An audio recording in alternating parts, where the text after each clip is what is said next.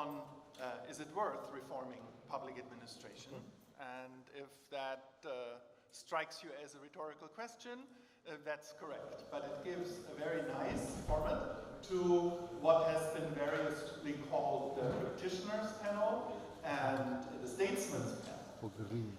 But what I think distinguishes the panel that I have the honor to chair this morning is that actually what we have here is 4 scholar statesmen. That means people who have held or hold eminent political positions and at the same time are reflective public administration scholars in one way or another. That's quite unusual. In much huger conferences, you cannot get a crack team like this together. And as you might also observe, while the gender balance in this panel still remains a challenge, the spatial representation, means how the global south, is actually way better than most of us. The way we will do this is that I will briefly introduce the people who speak with me, and then we will go through a guided set of questions. We can call that, if you will, the Betania School of Panel Administration. And so the logic that we always have is to read from the left to the right, irregarding of the hierarchy, because then you can also associate the pictures with the people. And to introduce the 4 scholar statesmen today is particularly easy because you can easily check on me because they're all very prominent also, for instance, on Wikipedia and so on. So it's in that sense not even so important what I do. So my immediate is, of course, our host, the Deputy Minister of Public Administration of Kosova, Mr. Bardhyl Dobra, who, if to quote my London director, if you don't know who he is, what are you doing here? Yeah? So, but the one thing I want to mention, many of us met him in his capacity as the executive director of IASIA, one of the 5 great PA associations in the world, and one of the ones with a truly global reach. And this is something that, of course, creates an amazing network. If you run a big PA organization like that, much of the magic of the networking might just have to do with this, I think, is okay. I also would like, those of you who haven't done it, to encourage you to read the publications of Deputy Minister Dobra about public administration in changing times, partially together with Professor De Vries, who is looking into his notebook on my immediate right. The most senior member of our panel is Solari, who is often framed not as a scholar statesman, but as a physician statesman. That means, or a physician politician, that means somebody whose primary, I think we can say, calling, his original calling at least, is the medical profession, who has been both a practicing physician in Peru, but also the founding dean of an eminent health school at one of the classic universities in Peru. And other than that, of course, what he's truly known for is that he's the former prime minister of Peru. He was actually one of the founders of Bureaucratic, an important political party after a long era of corruption. One can say, and in the same cabinet minister of health, so he held these 2 portfolios together because the prime minister is chair of the council of ministers function in Peru. I think I'm right in saying so. And he has also been a chairman of the economics committee and in the parliament as a long member of parliament. And I think it is very fair to say, if you follow is still heavily involved in politics and the current going strong. I'm not sure what background means. Morning thing, but that is indeed not the case. But let me also say here that Prime Minister Solari has been a public administration scholar and has actually written and has a piece forthcoming about administration in Latin America. So he has, it's not not, I mean, as if the doctor and the prime minister wouldn't be enough already, he's also electing public administration. To his left, we have Caspar Berg, who is likewise combining three careers, namely that of academic administrator, and statesman. In the Netherlands, which is important for us in PA, as you know, since the Netherlands is one of the three leading countries as far as output in PA is concerned, together with Anglo-America, which is always the city that we need to live with. So, Professor Berg has been a very distinguished Dutch public administration scholar, writing about multi-level governance and things like that. And with his academic home in Leiden, where he retains an adjunct professorship, but his chair is at the famous University of Groningen, one of the classic schools. And in the campus Friesland, he served until very recently as the dean. But in parallel, Professor Berg also has been a Dutch senator, that means a member of the first chamber of the Dutch parliament, and that is how he's still listed, but he just resigned, how much is it now, 2 weeks ago? 2 weeks ago. So, you know, we have these very recent changes, and it's clear that sometimes you're just listed in the old ways. What is perhaps interesting in the Kosovo background, that in this capacity, Professor Berg was also head of the Dutch delegation of the Parliamentary Assembly of the Council of Europe. And of course, I need not tell my friends from Kosova here the importance of the Council of Europe and being a member or not, and you know that Professor Berg isn't there anymore is definitely a loss. And the third that needs to be mentioned also in this background is that Professor Berg is the president of the Dutch Association of Universities, actually of the Dutch universities, and that means the representative of academia towards the government. And he just got this position, I think, at the beginning of July, and I think I'm sorry that I'm abusing my position, but I'm saying that we from TalTech University. Yes, indeed.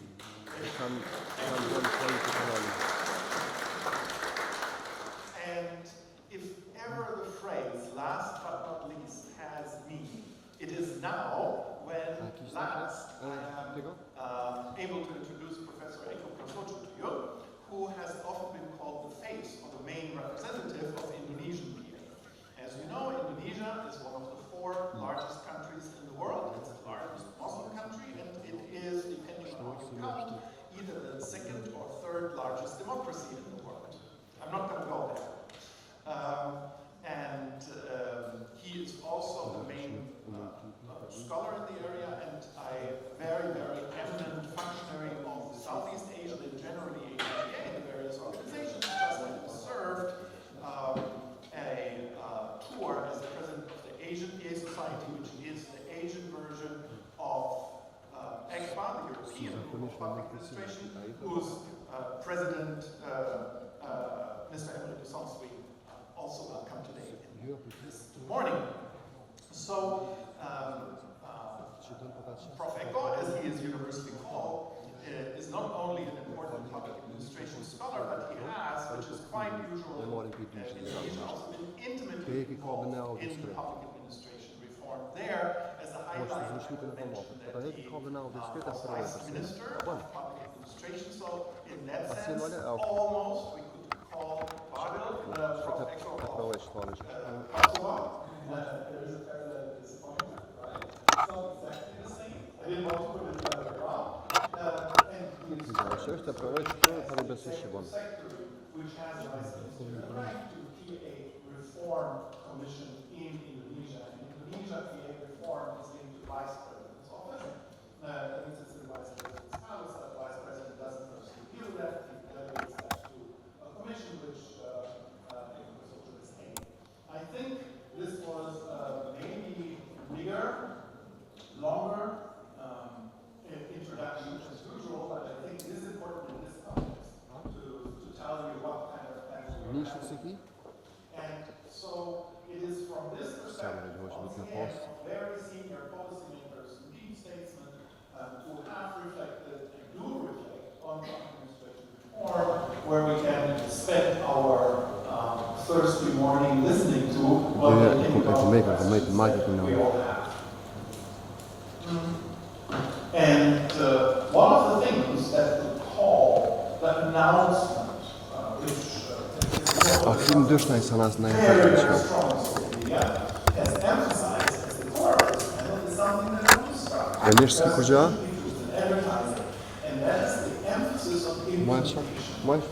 A saying that I like, although it's not always correctly understood, is that good policy follows the right. What that means is good public policy as such is completely worthless. Everybody can write policy papers, but it doesn't mean anything if they're not implemented. So the implementation gap, which is one of the main topics of our profession, if the policy remains on the level of policy, its theory and its again. Is this the correct way of looking at that? Is public administration what gives any form of life to any kind of policy? This is the question I would like to start with. I would like to ask all of our panelists to answer that so that you can in the beginning listen to all of them. So let's start with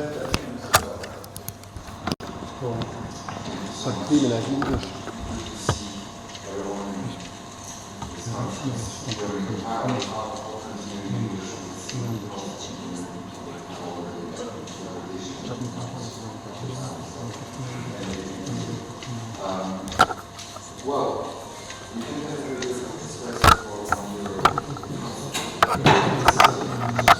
I fully agree with you that implementation is the most important part of policy.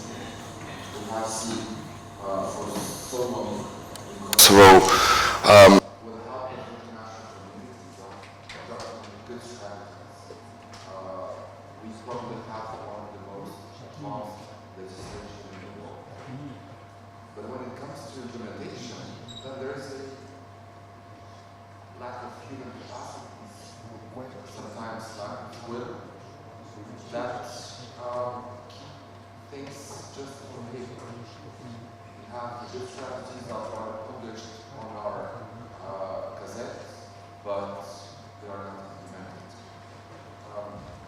If you do not have the right capacities to make things happen, to really translate your legislation and your public policy into concrete and tangible things that your citizens can see and perceive, feel, benefit from this. You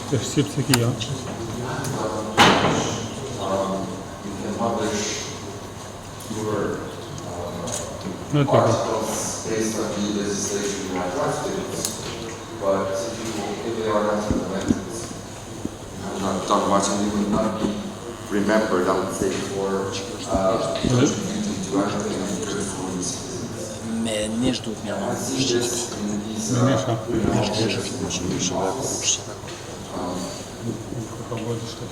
think drafting legislation or strategy is not the most difficult response.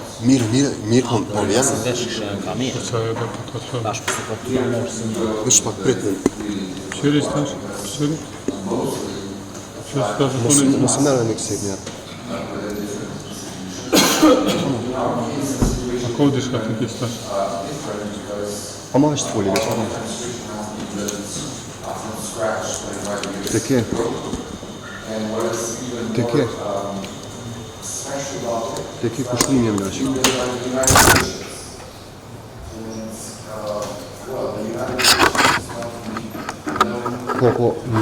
Ngam zamarzyć tyś kapasy. One jam coś tu funkcjonuje. Sikokulina na zachować. Niż na kamy mikrofon kryś sztorman. Edhe dysh na komsztu. A good basis for many institutions was then was further developed. But there is also a price that we are paying for some of the mistakes that we made back. Also, here's our panelists. Exactly. The next answer would be from Solari, please. Thank you. I'd like to thank Bardhyl, representing the government of Kosovo, for being here with you. It's huge community of 4 people interested in Prasojo and academics and Kanal dış destekleri. in a world that is changing so fast now that decisions are being changed almost every day, but in the same way. Nedir? Ajeton mi mund kanal është.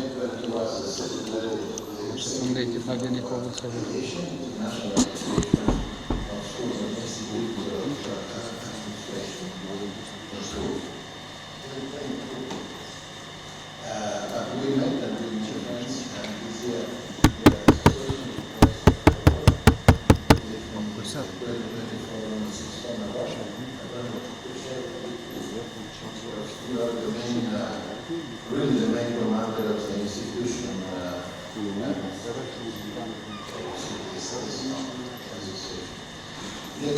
let's go to the answer. In the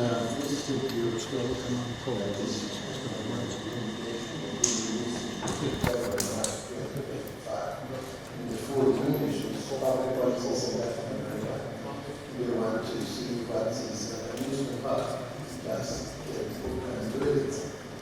A lot of good ideas, we go back up from a virtuous prime. This is the cornerstone of anything about administration. At the top of the prime is the principle of the supremacy of humanity. We are going to rule something from public administration. Idea doesn't come just they do that, and they do that. No. We need to work with the other corners. And the main corner of this process is civil society. Because you build public policies with the civil society, for the civil society, and then you convert the civil society as your control. Bir mosrak уже. Mosrak ne yapacağım? Mira samo peştaşı yanlış mı? What you asked it to do with them. And of course, we need in the other corner public service or civil service. There are countries in the world that they don't have civil service. How can they rule public policies in time? Never. That will not happen. Historically change and will change the whole service of the public administration, from drivers to ministers, each month they want, and the civil society is just a spectator. So that means if you build a public policy in this way, that means that you have a political decision to change things. Reality is synonymous of truth. And if you change the reality and using the truth, you are going to build the justice.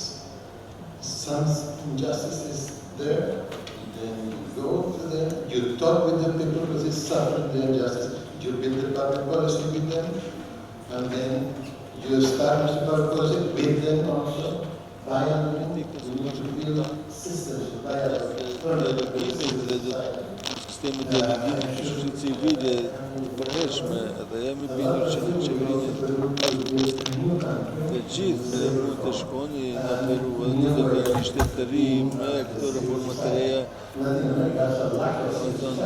Ajo që mungon është shoqëria civile atje në Amerikën Latine, prandaj demokracia ecë më shpejt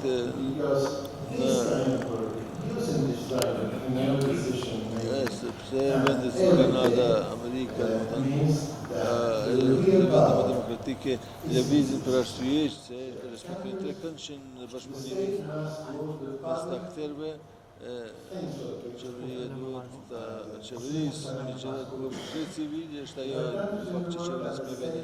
Ka vende në botë ku shteti qeverisë për çdo gjë. Edhe me shtetin edhe me vendet, këto vende nuk funksionojnë se gjithmonë aty ndodhin ndryshimet më ndërprera. Nëse bëni politika publike që nuk zbatohen, arsyeja kryesore është se nuk keni bërë si duhet. Nuk keni bërë politikat publike që ju duhet njerëzve. Mendoni që qeverisni e keni bërë letrat, e keni caktuar kryesuesit edhe organet, por nuk keni biseduar me njerëzit me shoqërinë civile, dhe kjo gjë nuk funksionoi, sepse gjëja e parë kur fillohet me zbatim, atë shoqëria civile thotë, a mos na keni pyetur gjë? Si mund t'u heqim kapele, edhe pastaj më keni pyetur çfarë kapele duhet jetë, e madhe, e gjatë, e ngushtë. Vërtet për politika publike. Të mos i zbatojmë në ditët tona kur ndryshimin botë shumë i shpejt e shumë madhe, atë nuk mund të humbini kohë. Doni që të punoni në këtë moment kur koha është domethënë vetë jeta, me kaq me dorën time jam në të tashmen, kjo këtu është në të ardhmen më pak se 1 sekond kaloj.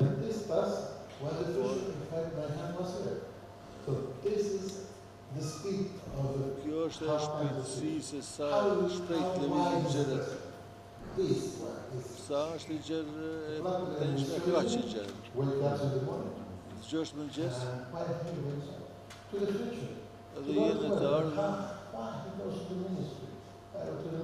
shkon të ministri, pse shkoj të ministri për të ndërtuar të ardhmen, nëse do të ndërtoni të ardhmen me krishmësi, do të thënë atëherë nuk ka kohë për zbatime. Është serioze që të jeni në servin publik e të humbni kohë. Të bëni diçka që nuk do zbatohet.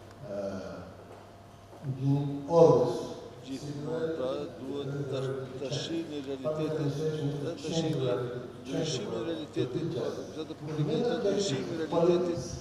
Ndryshimisë objektiv kryesor është drejtësia, dhe për çdo politikë drejtësia është objektiv kryesor, dhe për humbet kohë, atëherë keni humbur çdo gjë, edhe popularitetin në politikë, edhe votat nëse doni të qeverisni me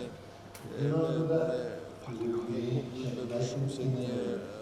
If the government is left, the opposition is right, and the government is right. If the government is right, and the opposition is left, the government will be left. That's good for the country, because this is alternatives. But the problem is Ka të drejtë, atë opozita ka të drejtë, dhe pastaj nuk mund të merrni mandate tjera, por opozita do të merr mandate, kjo është demokracia. Në botë të shoqëri të fuqishme civile, edhe politika të fuqishme publikit për filantropi dhe civile nuk është që për vendin jo për para, jo për jashtë. Filantropia, shoqëria civile, faleminderit shumë, dhe qeveria duhet bashkëpunuar. Desha të jem sa më qartë, mos ja jepni politikanit mikrofonin asnjëherë. Në të kundërtën, faleminderit shumë. Kemi edhe gjëra më të mira për të bërë, pra do të përmbasojmë edhe nga fjalimet tuaj të ardhmen. Profesor, faleminderit shumë.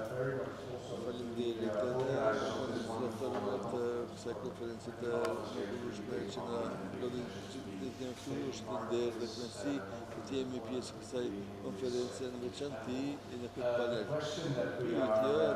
Që cilën reflektojmë këtu është vërtet se si është konstitucia një reformë, por si fokusuam në zbatim, dhe kjo është një pyetje shumë e rëndësishme, po ashtu është moderatorë edhe gjithë përvojën të praktike, dim që ka shembull shumë where announcing, politically announcing a project, të reform is actually the biggest performative act of the whole thing, and this is kind of the loop that we need to get out of, even though we can understand, politically speaking, how announcing the reform is so important, because it makes the politician look modern, on top of things, change-oriented, all of those things.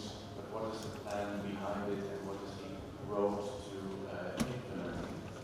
And I think we'll get back to that që kësaj do t'i kthehemi edhe me një tjetër, mendoj që reforma e administratës publike se definicion është and therefore by definition there is a tension between the political mindset that usually, as a prime minister also said, usually a much shorter term.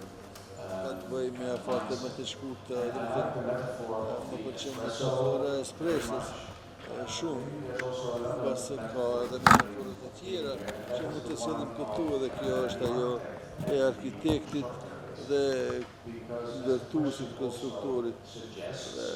Kryesisht arkitekti që bën dizajnime shtëpisë të reformës mund të mendoj që nëse bëjnë dizajnimin, projektimin një shtëpie dhe bëjmë vizatime arkitekturale, keni kryer punën tuaj. Në base në mendjen tuaj shtëpia në letër është e ndërtuar, por tek i fundit askush nuk mund të jetojë në vizatim të arkitekturës, prandaj duhet të bëjmë arsye të detajuar, sepse pa u zbatuar nuk ka gjë. Sidoqoftë nuk janë pjesë e asaj shkolle ku thuhet që zbatimi është çdo gjë, sepse po i përmbajmë asaj metafore, edhe ajo që shohemi kur administrata publike reformohet dhe nganjëherë dështon apo nuk funksionon, sepse jo gjithmonë funksionon, atëherë edhe nga aspekti politik kjo ndodh për shkak të zbatimit të keq konstruktorës si ndërtuesi. Ne mund ta kemi bërë dizajnin, projektimin e mrekullueshëm, por ndërtuesi nuk ka rritur të bëjë shtëpinë si duhet. Ndonjëherë gjërat që i bëjmë apo vizatimet mund të duken atraktive, por duhet para kanë qenë të mira deri në atë mas, dhe mos diçka, për shembull, disa nga ndërtimet kanë ndodhur për shkak të dizajnit, edhe pse s'ka asgjë pas zbatimit, zbatimi nuk është çdo gjë. Po ashtu duhet të jemi edhe shumë kritik, të kujdesshëm edhe në fazën e dizajnimit në reformat e administratës publike, sepse po pat lëshime në reformatër do të keni vështirësi në fazën zbatuese dhe ndërtimet nuk do të jenë të qëndrueshme. Po mundohem që të ndjek Kasperin në këtë shënim, pra praktika pa teori nuk është asgjë, sepse praktika është zbatimi i teorisë. Ju falemnderit shumë për këtë deklaratë kaq koncize. Tani profesor Kom, pyetja e njëjtë. Ju falemnderit shumë. Falemnderit edhe profesorit, falemnderit qeverisë Kosovës që më dhanë rastin për të ndarë përvojën time në kryen e reformës së administratës publike në Indonezi dhe të ndajet me ju. Do të sigurohemi që këtu do sigurohemi domethënë reformat tona të zbatohen në mënyrë efektive dhe në praktikë. I kam shkruar disa nga gjërat e rëndësishme që duhen kryer apo bërë. Pari do të krijoni menaxhim zinxhiror. Kjo është shumë kritike dhe strategjike. Dhe kjo do të thotë që të përgatisim njerëzit që do ta bëjnë reformën. Pra, kemi përfshirjen e njerëzve në organizat edhe shoqërinë për të mbështetur reformat tuaja. Kjo është shumë kritike. E dyta, do të ndërtoni një model kryesor të reformave. Kryeministri, zëvendës kryeministri, shefi i departamentit, po se patet një model kryesor për reformë, atëherë nuk mund të keni edhe suksese në reforma. Gjëja e parë që më është cekur nga kryetari, për shembull si Zëvendës ministrit të emëruar politikisht, gjëja e parë që i kam thënë ministrit, po nuk patë një zotim, atëherë nuk do të keni as reformë, prandaj duhet të jeni edhe ju model kyç për shërbimin civil, për shoqërinë, sepse ne duam që dikush ta bëjë reformën, ata do të ju shikojnë juve, a jeni duke bërë zbatuar atë reformë apo jo? Apo e praktikoni atë apo jo? Kjo është gjë model kyç për reformën është i domosdoshëm, është kritik dhe strategjik në tek reformat publike.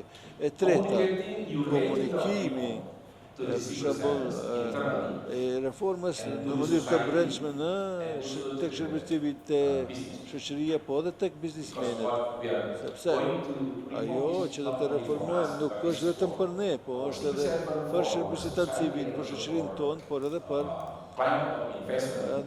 klimën investive për bizneset.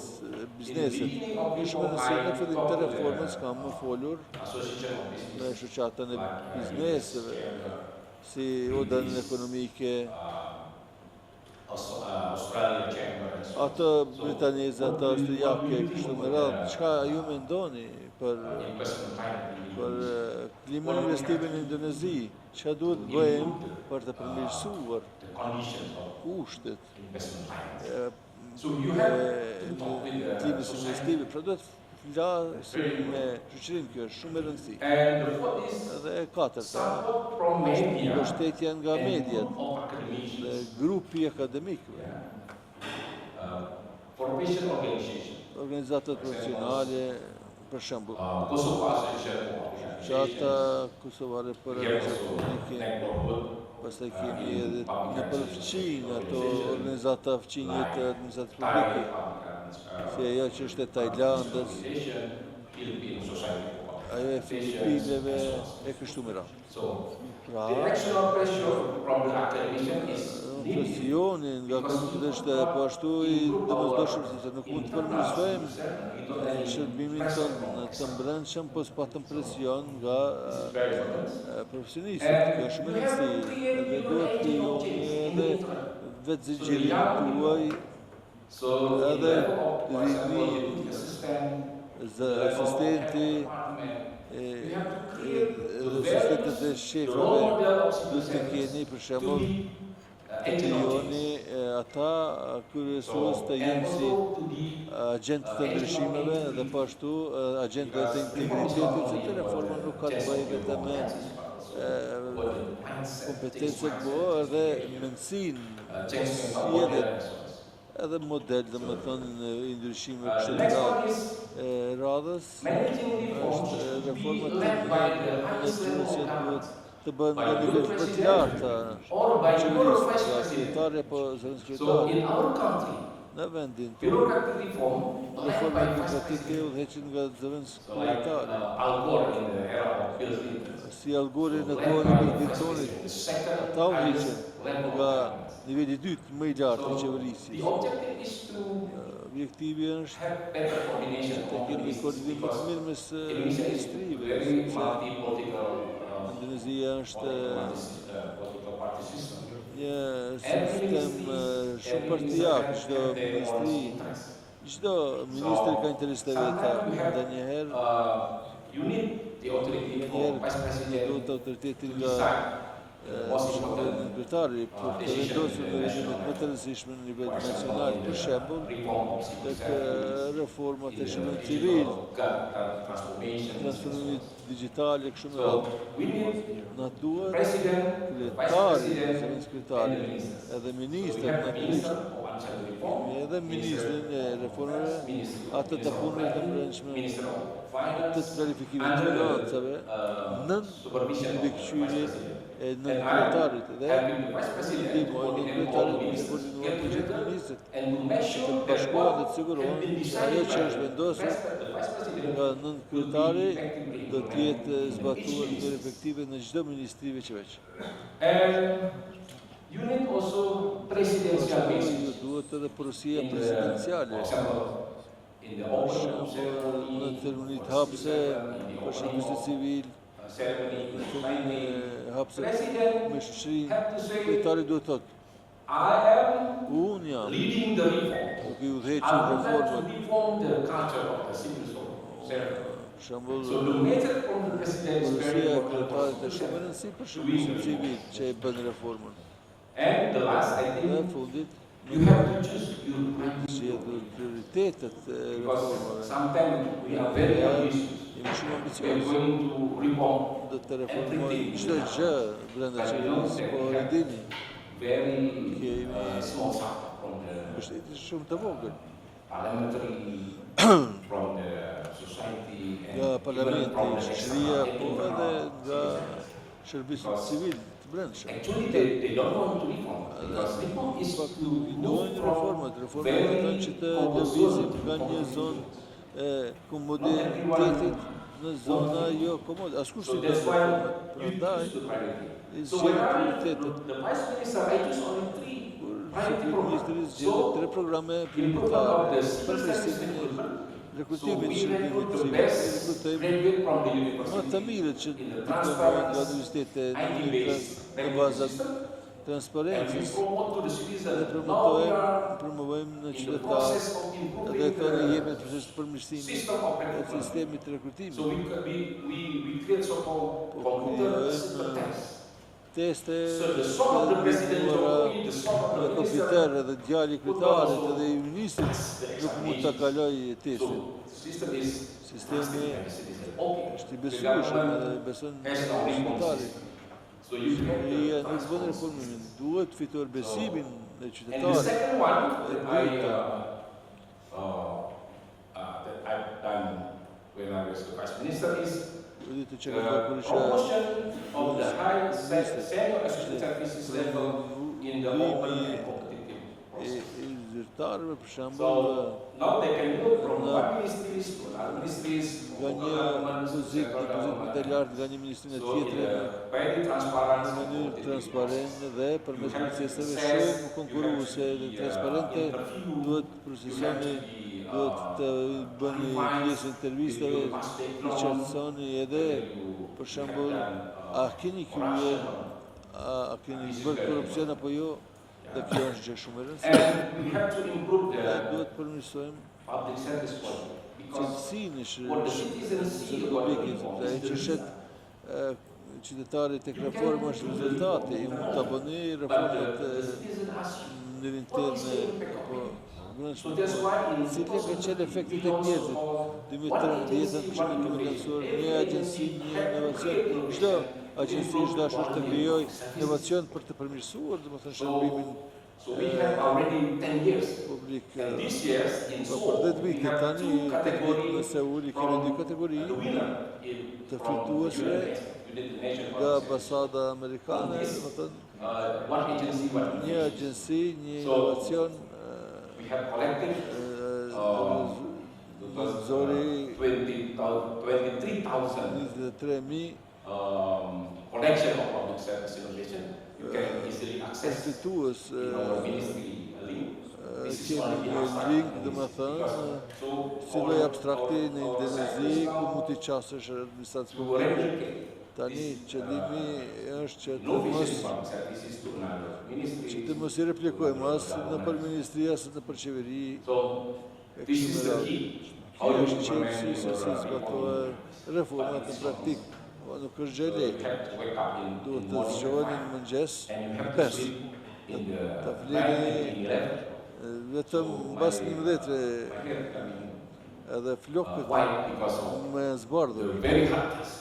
sepse kemi detyra shumë vështira që do t'i bëjmë, Will be criticized sepse do të kritikonin nga will be qytetarët, criticized by senior assistant nga services, edhe shefat, and we will be also criticized t'i by the kritikojnë politicians. edhe politikanët. Okay, thank you so much. Ju faleminderit shumë.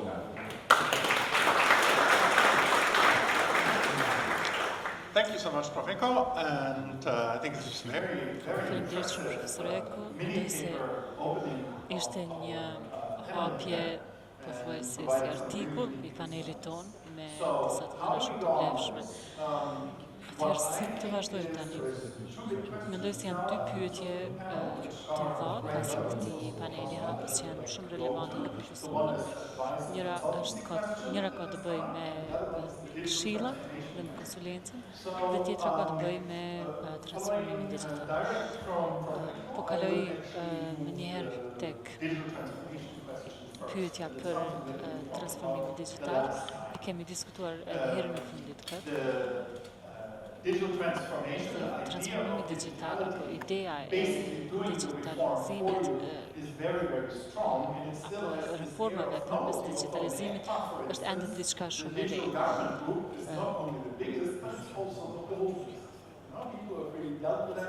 Ka njerëz që janë marrë me reformën në administratë publike për tashmë një shekë dhe kjo është diçka shumë e rëndësishme. Qeverisja digjitale në anën tjetër ka filluar në vitin 1995. Por me të gjitha problemet që I kemi, mendoj se Kosova nuk është edhe shumë ndryshe. Disa prej nesh nga njerë kemi mendimin se duhet të jetë një zgjidhje magjike për të zgjedhur problemet e administratës publike dhe të reformës së saj. Këtu ndodhet përgjigjja standarde zakonisht është që duhet të jetë diçka digjitale. Nëse I bëni shërbime digjitale, do të përmirësohen shërbimet publike. Megjithatë, mendoj se është e drejtë të thuhet që në mesin e udhëheqësve të menduarit për e-qeverisjen është shumë e qartë që transformimi digital nuk krijon një sektor më të mirë publik, por duhet një sektor I mirë publik për të prodhuar transformim digital. Kjo do të thotë që një sektor I mirë publik apo një reformë e mirë në sektorin publik duhet të vinë në rend të parë dhe pastaj mund të mendoni për transformim digital. Çfarë do të qoftë ajo? Por nuk ka shpresë, siç është thënë, që t'ju japim iPad-a personave të përfaqëshëm dhe të kemi apo të fitojmë demokraci. E kemi parë deri më tani që nuk është e vërtetë. Dhe a është kjo diçka që është paraqitur në shumë diskutime të ndjeshme, a është duke ndryshuar në ditët e inteligjencës artificiale? A do ta zëvendësojë në një mënyrë AI sektorin publik dhe a duhen kapacitete të larta të shërbimit civil për të marrë me këtë teknologji, sepse pa një kontroll njerëzor asgjë nuk funksionon. Kjo është diçka e rëndësishme që duhet ta kemi parasysh dhe mendoj se këto pyetje duhet t'ua bëjmë personave që kanë pasur përgjegjësi të vërteta politike dhe do doja që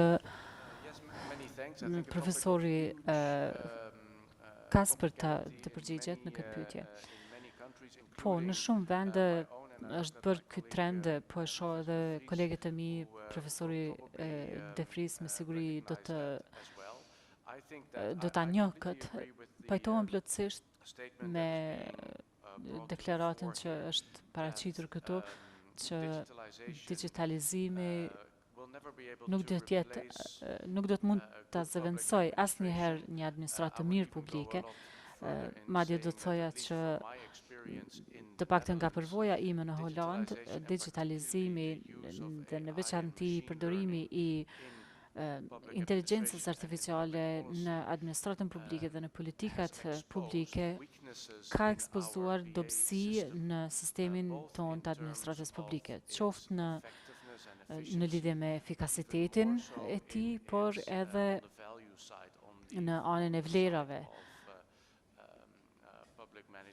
apo në menaxhimin e etikës publike. Pra, një shembull jo aq I mirë I kësaj është mënyra se si në Holand benefitet për familjet që kanë fëmijë në kujdesditor janë përpunuar me algoritma dhe kanë dalur të jenë diskriminuese dhe ka krijuar një skandal apo skandalin më të madh në periudhën pas luftës së dytë botërore në Holand. Domethënë qeveria ka dështuar, kanë shkuar dëm miliona euro dhe janë dëmtuar mira familje, jetët e të cilave janë shkatruar. Dhe të gjithë kanë menduar në fillim se tani do ta bëjmë këtë punë në mënyrë moderne dhe do ta bëjmë të panshme, do të jemi efikas, do të jemi të sigurt, produktiviteti po rritet dhe kjo nuk do të thotë që përdorimi i digitalizimit apo mjeteve të inteligjencës artificiale do të jetë diçka e keqe, por përvojat që nëse shërbyesi civil që e kanë përdorur dhe organet zbatuese që e përdorin atë nuk funksionojnë në bazë të një sistemi të duhur të vlerave apo nëse nuk janë të vetëdijshëm për rreziqet e tij, në fakt ka shumë gjasa që do të ekspozoj dobësi apo mangësi në atë pjesë. Dhe për të kthyer tek ajo që e thatë ju, një administratë e mirë publike me ekspertizën e duhur ligjore, me masat të duhura etike që e kupton mirë se çka nuk kupton kjo teknologji, është para kusht, para se të merrni hapa drastik në përdorimin e digitalizimit, sidomos inteligjencën artificiale. Në rregull, faleminderit shumë. Mendoj se për këtë temë do të ishte shumë e rëndësishme ta dëgjojmë perspektivën e Indonezisë, sepse kanë bërë avancime të mëdha në administratën publike dhe disa prej edhe Singapuri nuk është Singapuri, por është Indonezia në disa prej investimeve më të mëdha në teknologji. Mendoj se Indonezia është një praktikë e keqe për transformimin digital, sepse kemi filluar në vitin 2003, por duke pasur parasysh kompleksitetin e kombeve, sepse jemi një qeveri shumë e decentralizuar dhe shërbimet publike realizohen apo ofrohen nga qeveritë lokale. Dhe është shumë e vështirë të transformohet qeveria në mënyrë digjitale. Por para 3 vitesh filluam të ndryshojmë mënyrën se si e reformojmë transformimin digital në qeverinë tonë. Fillimisht, transformimi digital do të thotë që është një faktor mundësues i reformave. Do të thotë që në sektorin privat, për shembull, në Indonezi është shumë i avancuar në përdorimin e digitalizimit për shërbimet private. E kemi Gojek, që është njëra prej shërbimeve më të mëdha elektronike të organizuara nga ministritë më të vogla. Ajo që kemi mësuar dhe që kemi vrejtur gjatë këtij projekti, gjatë këtij projekti është që transformimi digital është një reformë dhe pasi ta krijoni sistemin, kompetencat, kulturën, edhe ato duhet të reformohen. Pra, nuk mund të imagjinojmë që niveli i ulët i qytetarëve, ata nuk janë të trajnuar, nuk dinë si të funksionojnë me teknologjinë. Janë qytetarë shumë të ulët në Indonezi, të një niveli shumë të ulët, nuk kanë kulturë të transformimit digital, por pasi që Gojek e krijoi sistemin, ata i trajnuan kompetencat, apo zhvilluan kompetencat përmes aplikacioneve ku i instaluan sistemet dhe i trajnuan vetë, dhe ndryshuan kulturën vetë, sepse for the services delivered by the very lower citizens. Ato shërbime do të përdoren nga qytetarët e një niveli më të ulët. Dhe e kemi parë që nëse përdorim digitalizimin si një faktor mundësues, duhet të ndryshojmë kompetencat, duhet të ndryshojmë kulturën e përbashkët në mesin e shërbyesve civil dhe kulturën në mesin e shoqërisë. Mendoj se në këtë rast teknologjia është një faktor mundësues. për ta changing of mindset, the changing of përshpejtuar competencies, ndryshimin e the changing of mentalitetit, culture, të kompetencave dhe të bureaucracy kulturës, and të also the society. burokracisë dhe të shoqërisë. So we started last year, Pra, three years ago, kemi filluar para 3 and now we vitesh have dhe built tani so-called Indonesian digital transformations, e kemi transformuar INA digital education, qeverisjen INA tonë. digital Kemi health, INA digital policy, transformim digital në services, arsim, në we shëndetësi, have 9 në services, politika publike, në managed përgjithësi. by INA Kemi digital. And we 9 shërbime just që janë digjitale dhe established sapo digital transformation e kemi agency for themeluar Indonesia. agjencinë e But this transformimit is digital not easy në way Indonezi. because Por kjo nuk është e we have lehtë, to integrate sepse data duhet të integrojmë from të the dhënat various nga ministry agencies. We have to ministritë dhe agjencitë e integrate. ndryshme. We have in Indonesia so-called Në Satu Data Indonezi Indonesia, e kemi One Data Indonesia.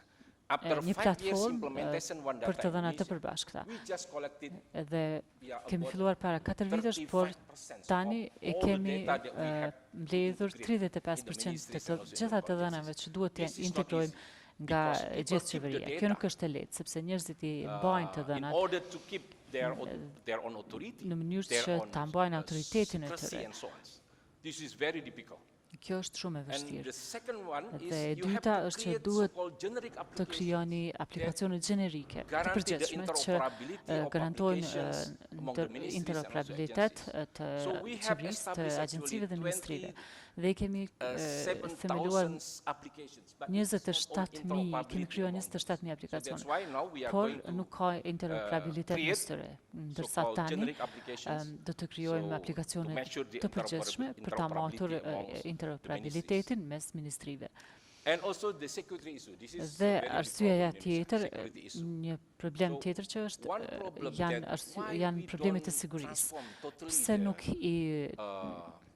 our bureaucracy nuk e in transformojmë digital plotësisht system? burokracinë Because we tonë have në sisteme weakness digjitale. Arsyeja in është sepse kemi make dobësi, sure the kemi security. mangësi në So if matjen e we sigurisë. we integrated the Nëse whole system, we integrojmë have të to gjitha make sure that sistemet, duhet in të every vlerësojmë Windows and që në every çdo DOS should be secure by the civil duhet të service. This duhet is të the problem. jemi të sigurt që çdo gjë është e Sometimes you sigurt. give your password Të to gjitha your, të dhëna, çdo to your derë, çdo subordinate dritar or është maybe e to sigurt. other people's. Nganjëherë jep një To fjalë do kalimi your dikujt tjetër So this is që very ta kryejë një dangerous, punë për I ju. think. Mendoj se kjo është shumë e And also you rrezikshme. have to, Po ashtu educate the people duhet with t'i literacy edukoni njerëzit So, me 2 years shkasi ago we digjitale. drafted so-called, Para 2 vitesh e kemi law hartuar on ligjin për digital governance.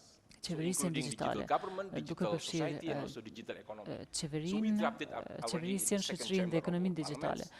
I think after the new elected president inaugurated, maybe we Deri continue sa të to inaugurohet discuss about presidenti i ri, do të vazhdojmë të diskutojmë për digital governance law that ligjin we për qeverisjen drafted 2 years ago. digjitale që e Okay, kemi hartuar para I 2 think, vitesh. I can conclude Mendoj se mund ta përmbyll këtu. technology will accelerate Teknologjia do ta përshpejtojë transformation of public administration. transformimin e administratës Thank you so publike. much. Faleminderit shumë. All right, thank you very much. Në rregull, faleminderit shumë. Yeah, okay. Entweder alle oder keiner. Thank you. Thank you. It remains fascinating to me if you read the Mbetet scholarly literature that the fascinuese për mua consensus nëse of e lexoni digital literaturën që transformation means konsensusi even among për stakeholders, se çka do të thotë bureaucrats, is transformimi exactly digital është zero. Domethënë nuk ka një marrëveshje në lidhje me kuptimin e transformimit digital. 7 aktorët kryesor në Finland janë pyetur se çka është transformimi digital dhe të gjithë kanë dhënë përgjigje plotësisht të ndryshme. Pra gjithmonë duhet ta dimë se për çka kemi fjalën. Tani, pas këtyre pyetjeve, po e bëj pyetjen që e lajmërova më herët dhe njëra është shumë e rëndësishme për Kosovën, por është edhe e ndjeshme. Në anën tjetër, a kemi kohë për pyetje të pandjeshme? A dëshironi ta bëni ndonjë deklaratë që nuk është kundërthënëse? Dhe siç e dini, Kosova shpesh shihet si shembull në të cilin ndihma ndërkombëtare është shumë e madhe dhe nganjëherë është e tepruar dhe ju ndihmon më shumë organizatave se sa Kosovës. Ky është problem sepse shumë organizata që ofrojnë mbështetje definojnë veten si në thelb të mira, pra nëse i pyetni nëse po i shtyjnë reformat për digitalizim dhe administratë publike, në fakt duhet të pyetni a jeni duke shtyrë përpara interesin tuaj e jo të vendit. Nganjëherë shtetet që shohin veten si ndihmuese shpesh vijnë me burime, jo vetëm burime financiare. Pra nëse i thuani një organizate na jepni parat për mbyllni gojën, nuk ju ndihmon dhe është shumë e vështirë. Njëra prej specifikave të Kosovës, siç e dini, është që reforma në administratën publike ka një nivel të lartë të legitimitetit, sepse ka qenë proces demokratik, gjë që është shumë e rrallë. Këtë nuk e gjejmë shumë shpesh. Nëse dëshironi të tregoni dikujt në Kosovë se si t'i bëjnë reformat, ju duhen shumë kompetenca dhe shumë si ta them, legitimitet. Dhe duhet t'ju pyes si i trajtoni organizatat që kanë qëllime të mira, që dëshirojnë t'ju tregojnë se çka duhet të bëni, edhe nëse nuk është e mençura që ajo që ju thonë, dhe që vinë me fonde. Mendoj se shumë organizata që kanë ardhur këtu e kanë pasur këtë problem dhe duhet të di nëse ka ndonjë praktikë të mirë se si të merreni në mënyrë miqësore me organizata të tilla që ju thonë se e kam për të mirën tuaj. Dhe ndoshta Luis Solari do të ishte personi i përkryer për të përgjigjur në këtë pyetje. Faleminderit Wolfgang. And then as this example of the architecture we need to build with you. This chapter is named Going to the Market. E ka titullin të hysh në treg, hyrja në treg. Organizatat ndërkombëtare, për shembull, unë jam në Fondin Monetar Ndërkombëtar. Ata zakonisht i njohin vendet tona. Ata i njohin vendet tona si pjesën e jashtme të vezës, nuk e din se çka ka brenda. Si kongresmen, në të njëjtën kohë që kam qenë edhe sekretari i përgjithshëm i partisë që e kam poshtur diktatorin, është dashur të merret me administratën publike pa asgjë. Gjithçka ishte e zbrazët, nuk ishte njerëz, nuk ishte fonde, nuk ishte asgjë. Dhe këta persona donin të flisnin me mua jo si kongresmen, por si sekretar i përgjithshëm i partisë në pushtet. Dhe kështu e mësova që i shohin vendet tona si një vezë, por vetëm pjesën e jashtme të saj. Ndërsa vendi im është 25% rural, nuk din asgjë për zhvillimin rural, për varfërinë, nuk din asgjë. Dhe institucionet e tjera e kishin problemin e njëjtë. Dhe këta organizatat e jashtme që vinin nuk e përdornin në realitetin për të krijuar zgjidhje. Nëse pajtohen edhe ju. Domethënë, nëse keni një gomë që është shpryr, ata duhet ju sjellin mjetin për ta rregulluar. Sepse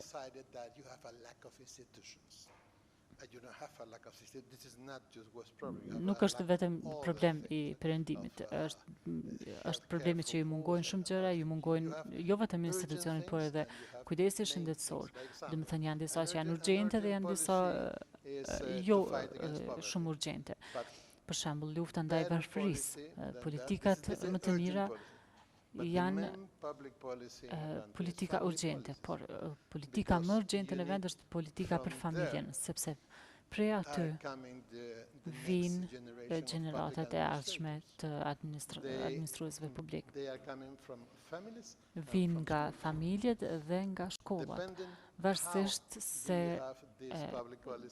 si i keni këto politika publike, e merrni gjeneratën e ardhshme të administratorëve publik. Pra, duhet të ndryshoni politikën për familjen, për administratën publike dhe për shoqërinë. dhe pastaj I tërë vendi do të shkojë përpara me këtë ndryshim dhe e keni një vend më të mirë. Dhe çka duhet të bëjmë me këto organizata nganjëherë? Dje folëm për shembull për mënyrën se si qeveriset vendi. Sot në demokraci the way of living and ruling a country with check and balance power. Nuk qeveriset një vend me kontrole, sepse pjesa ekzekutive, ata e duan pushtetin në kongres dhe nuk e kanë interesin për vendin, por për partin. Prandaj ju duhet një definicion I ri I demokracisë, balanci I duhur mes shtetit dhe shoqërisë civile. Kjo prej kësaj varet. Kush e ka dëshmuar këtë? Banka për zhvillim, Banka Latinoamerikane për zhvillim. Emri I saj është CFF, ka qenë një bankë për vendet është bërë bankë domethënë për vendet e Amerikës Latine dhe në vitin 2015 kanë bërë një studim për efektivitetin e administratës publike dhe vendet që kanë shoqëri civile sigurisht që kanë shoqëri civile të fuqishme gjithmonë janë aprovuar dhe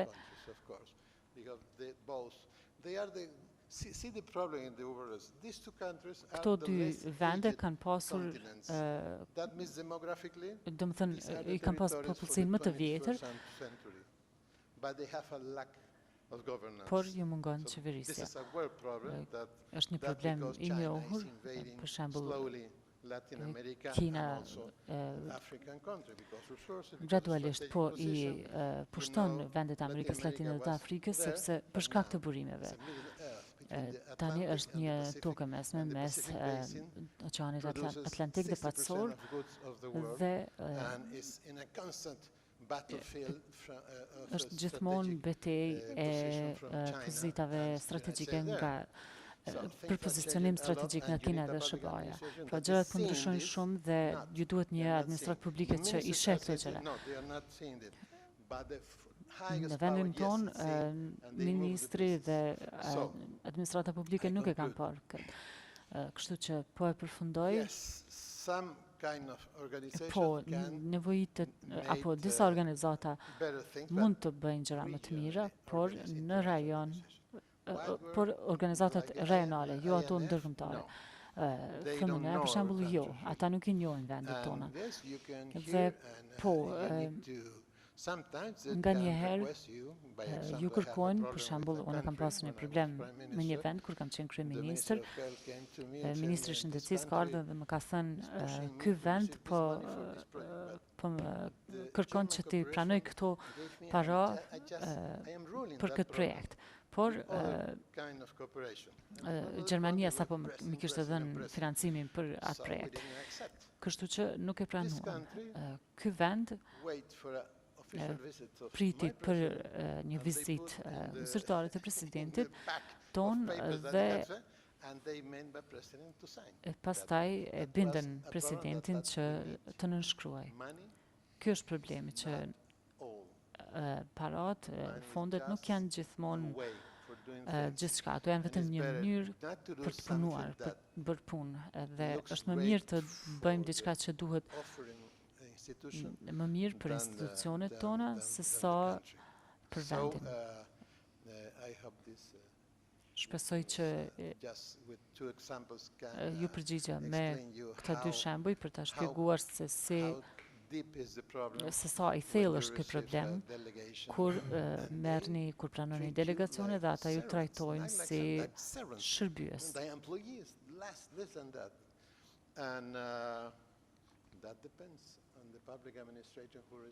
Dhe kjo varet nga administrata publike që I pranon ata dhe varet nga presidenti që e keni dhe varet nga besimi që dëshironi ta ndërtoni jo me ta, por në mesin tuaj, në vendin tuaj. Faleminderit Wolfgang për pyetjen. Well, If I hear that, Warm applause. Faleminderit për këto aplaudime kaq të ngrohta. Kur të dëgjojmë këtë, kjo varet nga administracia publike që në pranon. Kërkoj falje edhe për anglishtën time ne. 5 to 7 days to start thinking in English. Më është dashur 5-6 ditë që të filloj të mendoj në anglisht, ende nuk edhe jam ditën e dytë. S'ka problem. Pra.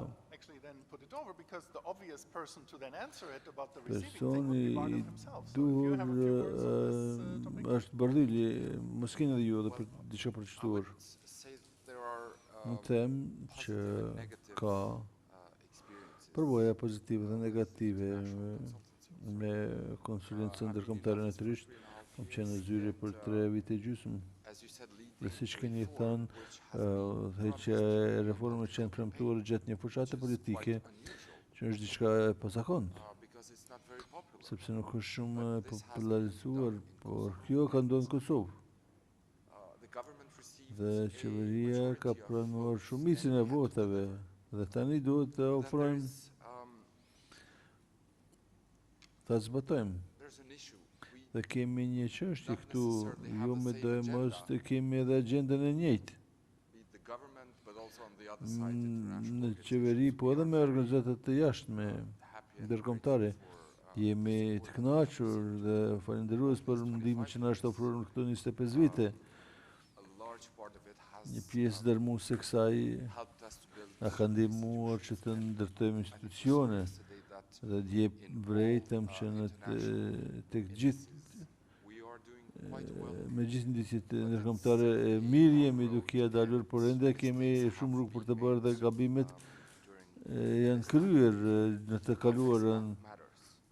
Konteksti ka rëndësi, nuk mund të bëjmë copy-paste të një modeli nga Finlanda apo nga Singapuri apo nga Indonesia edhe të tentojmë të implementojmë këtu pa bërë ndonjë ndryshim.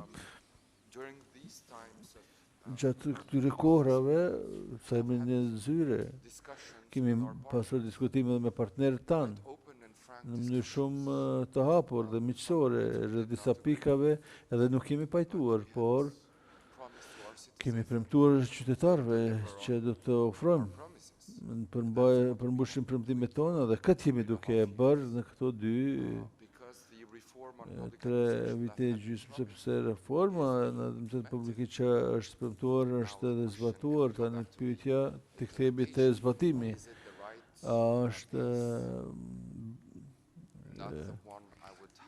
A kemi atë curin e dur, jo aq sa kemi shpresuar, por po lëvizim, rezultatet janë këtu dhe po shohim se çka po zbatohet dhe cilat janë aspektet pozitive për të mirën e qytetarëve. Këto 3 vite e gjysmë kam pasur mjaft diskutime sfiduese me partnerët të ndërkombëtar.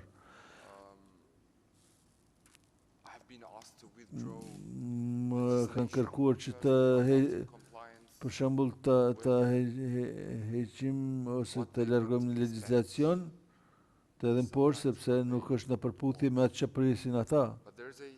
Por ka dhe situatë specifike, sepse këtu nuk kemi aki të BE-s. Nuk duke parë modele të ndryshme të vendeve të BE-s, kemi pa që edhe problemet të njëjta edhe zgjidhje të ndryshme ka pas edhe në shtetet e ndryshme. Dhe prandaj ne duke parë se çka ka ekzistuar në frymën e kornizës evropiane, atëherë kemi thënë që ne kemi pasi legjitim edhe të përmbushim atë që kemi premtuar gjatë fushatës. Tjetra, ne jemi rrethuar edhe me disa ekspertët shumë të mirë, mbase më të mirët në mbar botën për administratë publike, por zgjidhjet që i kemi propozuar janë testuar dhe kemi diskutuar këto zgjidhje me muaj, mos të me vite, edhe duke parë rezultatet, po edhe aspektet e jashtme, cilat mund të jenë çështjet që mund ndodhen nëse diçka zbatohet. Deri më tani rezultatet janë mjaft mira, pozitive. Më thënë, me aspektet e jashtme apo faktorët e jashtëm, kemi biseduar, për shembull, themi rekrutimi I femrave është shtuar në mënyrë tekstuar, por a mjafton kjo? Jo, duhet të ecur tutje, duhet zbatuar edhe më tutje. Po ashtu diskutuam se për këtë pranimit dhe kemi problem me punësimin e njerëzve me aftësi të kufizuar dhe ballafaqohemi me këto gjëra. Së shpejti do të propozojmë edhe zgjidhje konkrete, sepse edhe kemi testuar atë çfarë propozojmë dhe ka funksionuar. Tani duhet ta përdorim edhe në masë më të gjerë edhe mund sipas gjasave do të kemi edhe personat me aftësi të kufizuar të bashkangjitur në agjencive tona. Është shumë rëndësi edhe ta kemi parasysh implementimin e legjislacionit. Por nga njerë legjislacioni mund të mos pranohet në tërësi nga partnerët tanë ndërkombëtar, por këshilltarët që janë pjesë të organizatave të jashtme. Por kjo është jeta vërtet, jo gjithmonë mund të pajtohemi për çdo gjë. Po sërish për gjërat që nuk ka definicione të qarta, që nuk ka kufi edhe rregulla të qarta, ku gjërat janë shumë më të hapura dhe ku neve na duhet t'i adaptohemi, përshtatemi kontekstit vendor. Dhe kjo është ajo që kemi bërë. Kemi edhe raportet e BE-s shumë vite duke të thënë që situata nuk është e mirë në administratën tonë publike, posaçërisht tek burimet njerëzore. Kishim një sistem që ishte tërësisht I bllokuar me menaxher që kishin 10 vite në pozitat të tyre, jo si shërbim civil, po në pozitë, dhe kjo e bllokon gjithë sistemin, kjo e bën të pamundur që për shembull femrat të arrijnë pozita menaxheriale dhe kjo është dashur të ndrohet dhe këtë e kemi bërë. Përkundër faktit që disa nga partnerët tonë nuk ishin të kënaqur me këto gjëra. Ne duhet të përgjigjemi 53% të votuesve që na kanë besuar votën. Përkundër atyre tjerëve, po edhe ata që s'na kanë votuar presin ndryshimin, ne premtuam ndryshime, këtë po ofrojmë, por bashkëpunimi vazhdon nëndë me partnerët tanë, ata po na mbështesin, edhe në fusha tjera, e shoh pranin e Gizit këtu, ne kanë për shembull edhe BE-ja na mbështet tek burimet njerëzore.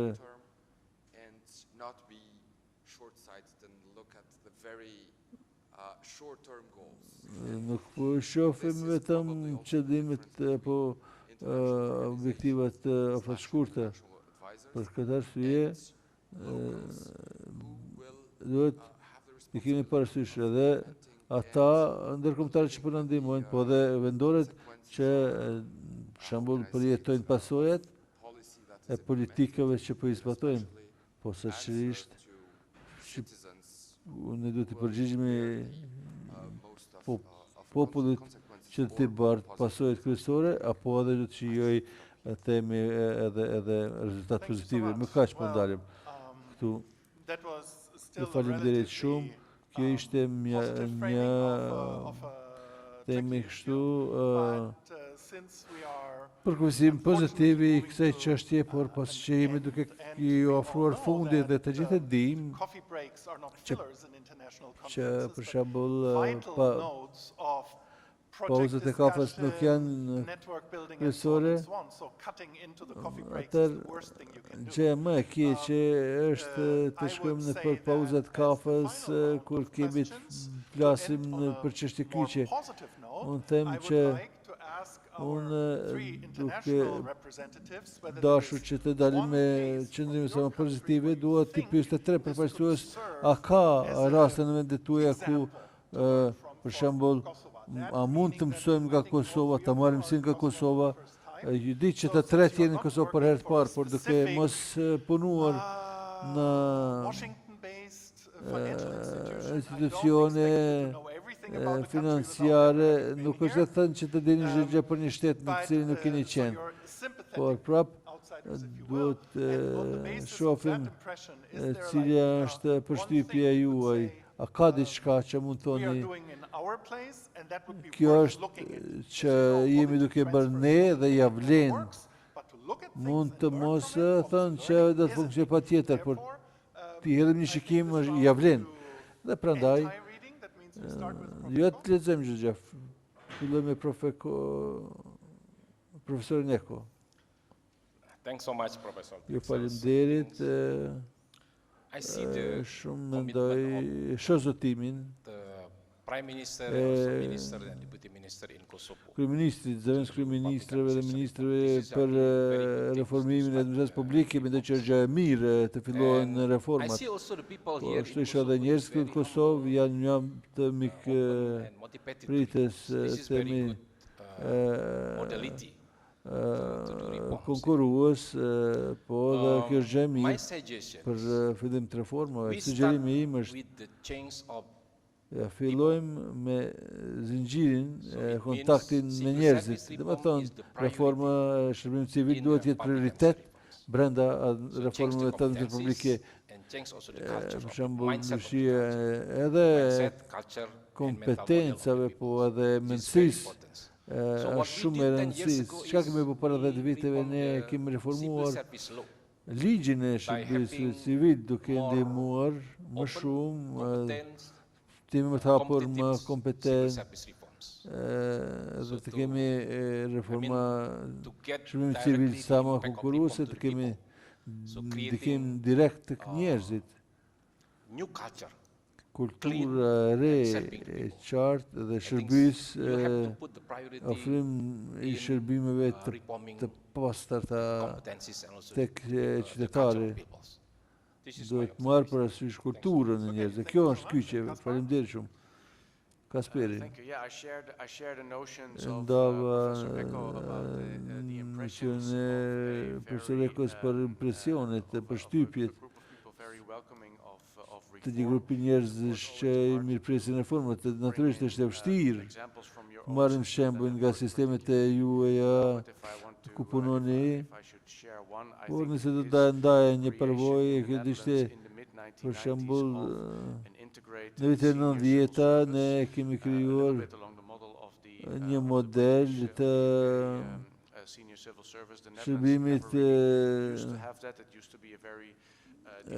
lartë civil të Britanisë së Madhe, edhe duke krijuar një gjë të tillë para 30 viteve, unë po jap edhe një shembull të diçka që nuk është që ka ndodhur para 3 apo 5 vite, por diçka që është dartuar para 30 vite dhe ka pasur vëmendjen e vazhdueshme edhe është rregulluar dhe zhvilluar vazhdimisht. Kjo na ka ndihmuar neve që të bëjmë ndarjen mes departamenteve, ndasit mes departamentet të ndryshme, po ashtu edhe na ka treguar që të krijojmë një identitet të përbashkët për shtresat e larta të shërbimit civile. Kjo ishte një platformë për zhvillim të menaxhmentit edhe për ndarjen e dilemave se për vlerave të përgjithshme kështu me radhë.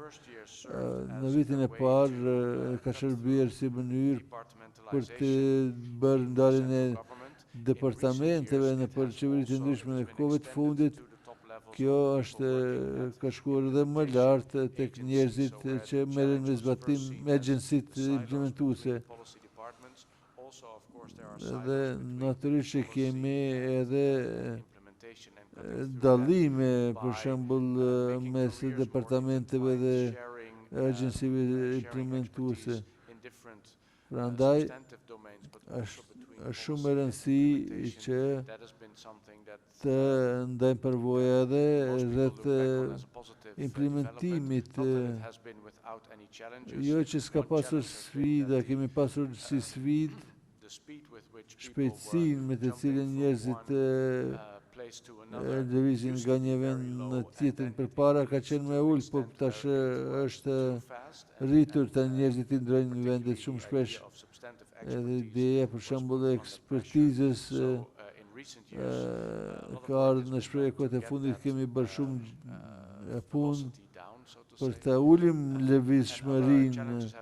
Kemi pasur edhe sfida të tjera, për shembull mbajtja e shënimeve për atë se ku do të shkojmë dhe çfarë do të arrijmë, edhe përshtatja me ndryshimet në shoqëri, çfarë i duhet shoqërisë nga për shembull niveli qendror, por duhet t'i përmbajmë edhe disa vlerave të përgjithshme dhe kjo ka ndodhur shumë mirë përmes këtij institucioni në vendin tonë. Profesor Solari, në nëntor të para 35 viteve, nga prej tejtës dhe të premten ra muri i Berlinit. Edhe politika u ndryshua në 2 ditë, po javën e njëjtë, të hënën, të martën, u kriju një forum aziatiko dhe pacifik, edhe më njerë kënë zgjedh një kryetar, dhe më thënë brenda jave e u ndru politika botërore, pushteti edhe ekonomia. Ekonomia lëvizi ka pacifiku. Kjo dhe më thënë që kemi një kohë të re, një erë të re. Qëka ishte karakteristike e të ere? A ishte ndryshimi? Qëka është ndryshimi? Ndryshimi është u ndryshua gjë gjë, u ndryshua aqë shpejt, sa kur se kemi marrë me mend që mund të ndodhin ndryshimet në botë. E treta, me këtë kishte një lloj kaosin vetë dhe kompleksitetin e vetë që kishte brenda vetë lidhej me disa ndryshime të vogla, edhe ishte edhe këto ndryshime që janë me sekuenca, po për shembull që ndryshimi 5200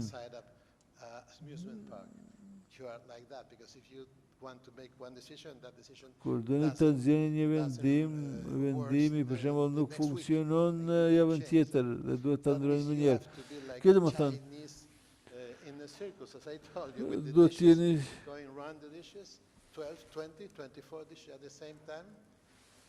për shembull që të punosh, për shembull me 20 pjata në duar njëkohësisht, jo si kur punon për shembull kuzhinë me një pjatë. Çfarë do të thotë kjo? Përveç kësaj, këtë vit, në 2024, kemi vitin më të rëndësishëm të zgjedhjeve në historinë e zgjedhjeve. 35% të njerëzve nga bota votojnë për ndryshime. Zgjedhjet kryesore do të jenë ato zgjedhjet të SBA që do të ndryshojnë shumë gjëra. Edhe në Indi edhe në shumë vende tjera. Nuk do të kemi një vit të këtill deri në 2035. Këtë vit, ky 2024 është pikërisht 35 vitit nga ato ndryshime që ndodhen në 89 në Gjermani. Edhe këto ndryshime që po ndodhin janë ndryshime po aq të mëdha. Ç'do thotë kjo? Nëse doni të keni NASPA, një shkollë nacionale për administratë publike, na duhet që në kurrikulën tuaj të ngritni çështje të reja për të menaxhuar dhe këto gjëra.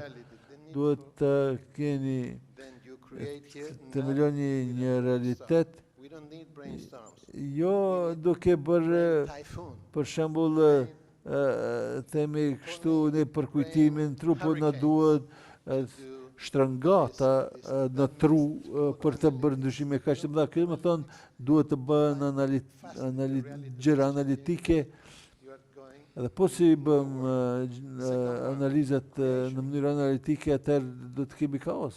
E tjetra, a mos deshet më ndërprerni. Ta kryej. Ju duhet të krijoni dizajnet e së ardhmës, ku administrata publike duhet të punojë me dizajnet e së ardhmës. Dhe treta, platformë. Duhet përfshirë dhe aspektin gjeopolitik. Truri kryesore duhet të jeti përgatitur për të mësuar dhe menaxhuar këto gjëra. Këtë më thonë që administratori që do të vinë në këtë shkollë nacionale të jetë i gatshëm që të punoj me këto ndryshime të tilla.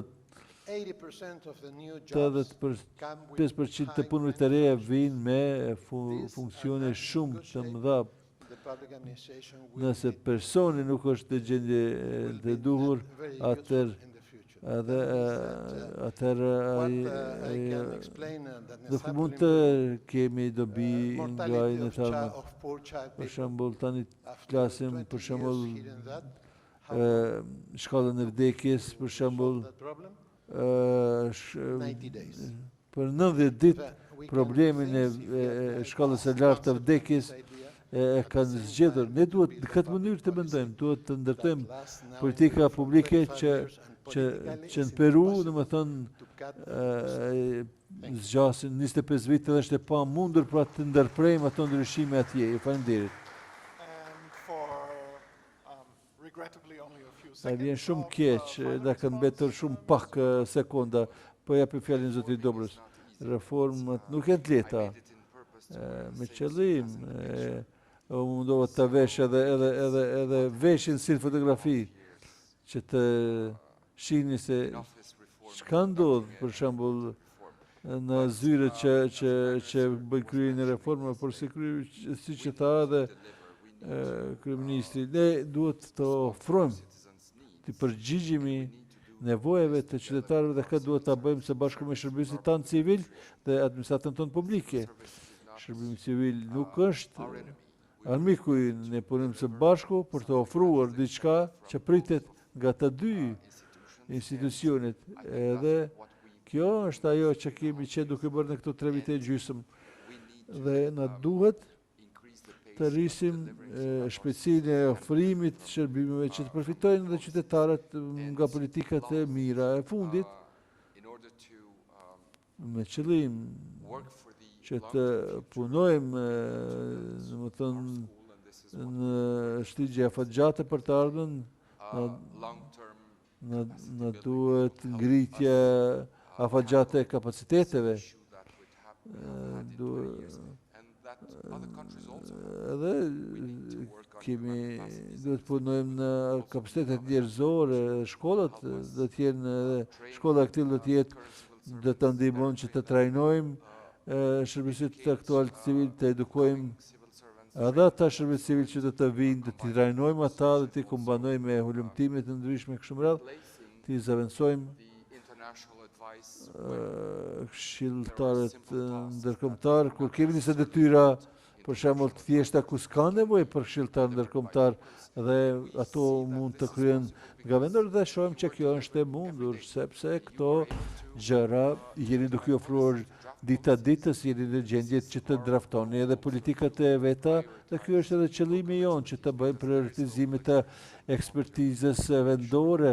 Dhe prandaj është shumë e rëndësishme që edhe ekspertiza jonë vendore të vijë në krye dhe të shfrytëzohet, domethënë sa më mirë që është e mundur. Ju faleminderit. Ju faleminderit shumë. Normalisht do të ishte shumë interesante të kemi edhe diskutime mes penalistëve dhe po ashtu të në një farë mënyrë të ruajmë çështjen e demokracisë me parashtrimin e disa pyetjeve, por tani nuk kemi kohë, duhet shkojmë në pauzë për kafe, se u përmend dhe ekspresë më herët dhe gjithë ata panelistët do të jenë të kënaqur që të përgjigjen në çdo pyetje që mund ta keni, edhe me ekspresën që do ta keni dhe që mund